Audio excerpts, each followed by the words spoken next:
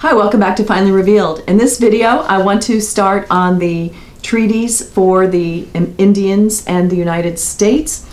And before we had the treaties or the first statement by the Continental Congress, which I'll put a link to that video below, we had the Royal Proclamation. This was executed and entered and made October 7, 1763. This is by King George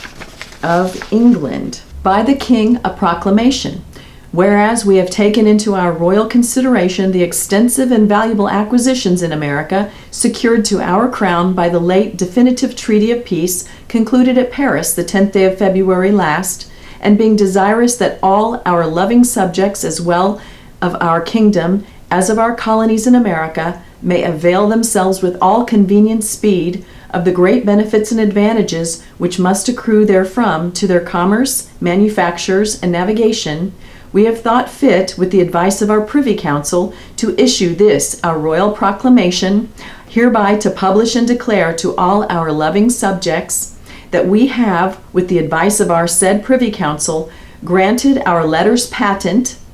under our great seal of Great Britain to erect within the countries and islands ceded and confirmed to us by the said treaty 4 distinct and separate governments, styled and called by the names of Quebec,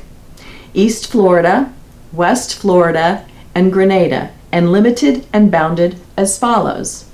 Viz. First, the government of Quebec, bounded on the Labrador coast by the river St. John, and from thence by a line drawn from the head of that river through the Lake St. John to the south end of Lake Nipissing,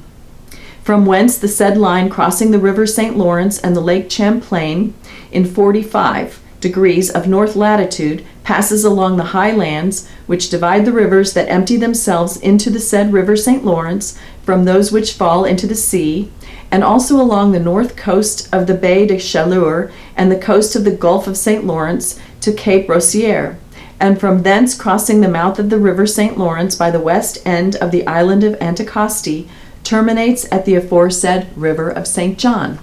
Secondly, the government of East Florida, bounded to the westward by the Gulf of Mexico and the Apalachicola River,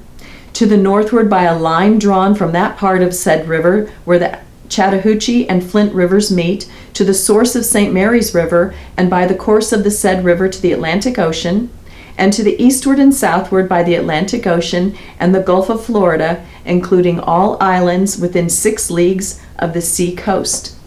Thirdly, the government of West Florida, bounded to the southward by the Gulf of Mexico, including all islands within the 6 leagues of the coast, from the river Apalachicola to Lake Pontchartrain, to the westward by the said lake, the Lake Maurepas, and the river Mississippi, to the northward by a line drawn due east from that part of the river Mississippi which lies in 31 degrees north latitude, to the river Apalachicola or Chattahoochee, and to the eastward by the said river. Fourthly, the government of Grenada, comprehending the island of that name together with the Grenadines and the islands of Dominico, St. Vincent's, and Tobago, and to the end that the open and free fishery of our subjects may be extended to and carried on upon the coast of Labrador and all the adjacent islands. We have thought fit, with the advice of our said Privy Council, to put all that coast from the river St. John's to Hudson Straits, together with the islands of Anticosti and Madeleine, and all other smaller islands lying upon the said coast, under the care and inspection of our Governor of Newfoundland. We have also, with the advice of our Privy Council, thought fit to annex the islands of St. John's and Cape Breton, or Isle Royale, with the lesser islands adjacent thereto, to our government of Nova Scotia. We have also, with the advice of our Privy Council aforesaid, annexed to our province of Georgia all the lands lying between the rivers Altamaha and St. Mary's. And whereas it will greatly contribute to the speedy settling of our new said governments, that our loving subjects should be informed of our paternal care for the security of the liberties and properties of those who are and shall become inhabitants thereof, we have thought fit to publish and declare by this our proclamation that we have, in the letters patent under our great seal of Great Britain, by which the said governments are constituted, given express power and direction to our governors of our said colonies respectively, that so soon as the state and circumstance of the said colonies will admit thereof, they shall, with the advice and consent of the members of our council, summon and call general assemblies within said governments, respectively, in such manner and form as is used and directed in those colonies and provinces in America which are under our immediate government. And we have also given power to the said governors, with the consent of our said councils and the representatives of the people, so to be summoned as aforesaid, to make, constitute, and ordain laws, statutes, and ordinances for the public peace, welfare, and good government of our said colonies, and of the people and inhabitants thereof, as near as may be agreeable to the laws of England, and under such regulations and restrictions as are used in other colonies, and in the meantime and until such assemblies can be called as aforesaid, all persons inhabiting in or resorting to our said colonies may confide in our royal protection for the enjoyment of the benefit of the laws of our realm of England, for which purpose we have given power under our great seal to the governors of our said colonies respectively, to erect and constitute, with the advice of our said councils respectively, courts of judicature and public justice with our said colonies for hearing and determining all causes, as well as criminal as civil, according to law and equity, and as near as may be agreeable to the laws of England, with liberty to all persons who may think themselves aggrieved by the sentences of such courts in all civil cases to appeal under the usual limitations and restrictions to us in our Privy Council. We have also thought fit, with the advice of our Privy Council, as aforesaid, to give unto the governors and councils of our 3 new colonies upon the continent full power and authority to settle and agree with the inhabitants of our said new colonies, or with any other persons who shall resort thereto, for such lands, tenements, and hereditaments as are now or hereafter shall be in our power to dispose of, and them to grant any such person or persons upon such terms and under such moderate quit rents, services, and acknowledgments as have been appointed and settled in our other colonies, and under such other conditions as shall appear to us to be necessary and expedient for the advantage of the grantees and the improvement and settlement of our said colonies. And whereas we are desirous upon all occasions to testify our royal sense and approbation of the conduct and bravery of the officers and soldiers of our armies, and to reward the same, we do here command and empower our governors of our said 3 new colonies, and all other governors of our several provinces on the continent of North America, to grant without fee or reward to such reduced officers as have served in North America during the late war, and to such private soldiers as have been or shall be disbanded in America and are actually residing there, and shall personally apply for the same, the following quantities of lands, subject at the expiration of 10 years to the same quit rents as other lands are subject to in the province within which they are granted, as also subject to the same conditions of cultivation and improvement, viz., to every person having the rank of field officer, 5,000 acres, to every captain, 3,000 acres, to every subaltern or staff officer, 2,000 acres,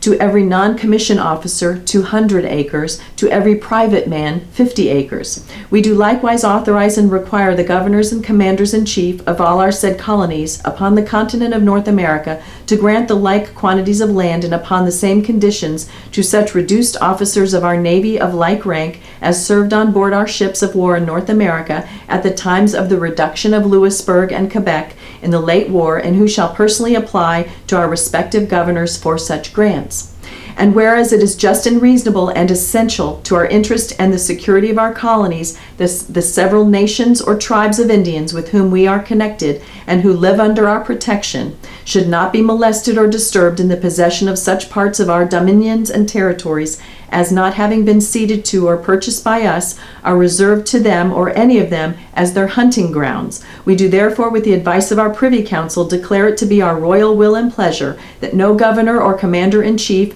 in any of our colonies of Quebec, East Florida, or West Florida do presume upon any pretense whatever to grant warrants of survey or pass any patents for lands beyond the bounds of their respective governments, as described in their commissions, as also that no governor or commander-in-chief in any of our other colonies or plantations in America do presume for the present, and until further pleasure be known, to grant warrants of survey or pass patents for any land beyond the heads or sources of any of the rivers which fall into the Atlantic Ocean from the west and northwest, or upon any lands whatever which, not having been ceded to or purchased by us as aforesaid, are reserved to the said Indians or any of them. And we do further declare it to be our royal will and pleasure for the present as aforesaid, to reserve under our sovereignty, protection, and dominion for the use of the said Indians all the lands and territories not included within the limits of our said 3 new governments, or within the limits of the territory granted to the Hudson's Bay Company,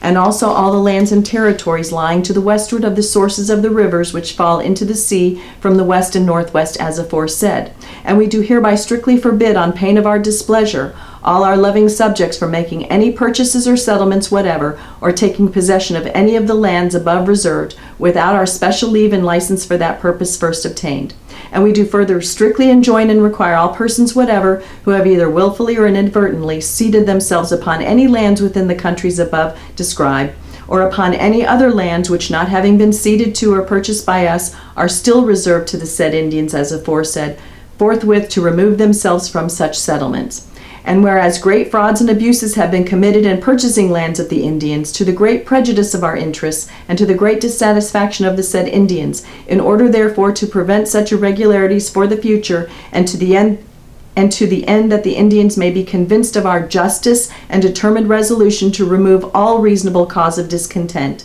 we do, with the advice of our Privy Council, strictly enjoin and require that no private person do presume to make any purchase from the said Indians of any lands reserved to the said Indians within these parts of our colonies where we have thought proper to allow settlement, but that if at any time any of the said Indians should be inclined to dispose of the said lands, the same shall be purchased only for us in our name at some public meeting or assembly of the Indians, to be held for that purpose by the governor or commander-in-chief of our colony respectively, within which they shall lie. And in case they shall lie within the limits of any proprietary government, they shall be purchased only for the use and in the name of such proprietaries, conformable to such directions and instructions as we or they shall think proper to give for that purpose.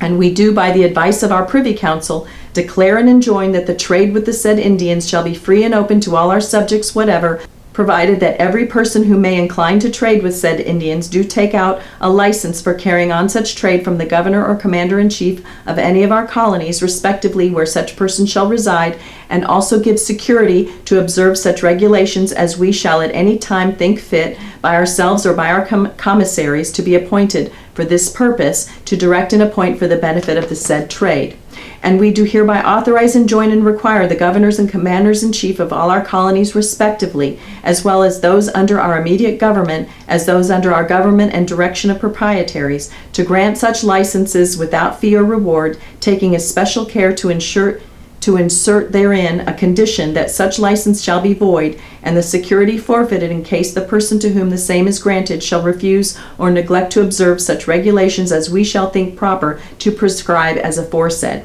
And we do further expressly conjoin and require all officers whatever, as well military as those employed in the management and direction of Indian affairs within the territories reserved as aforesaid for the use of the said Indians, to seize and apprehend all persons whatever who, standing charged with treason, misprision of treason, murders, or other felonies or misdemeanors, shall fly from justice and take refuge in the said territory, and to send them under a proper guard to the colony where the crime was committed of which they stand accused, in order to take their trial for the same. Given at our court at St. James, the 7th day of October, 1763, in the 3rd year of our reign. God save the King. If this was helpful, give me a thumbs up, leave any comments or questions below, subscribe to see the other videos, and come back and see me next time. Thanks for watching.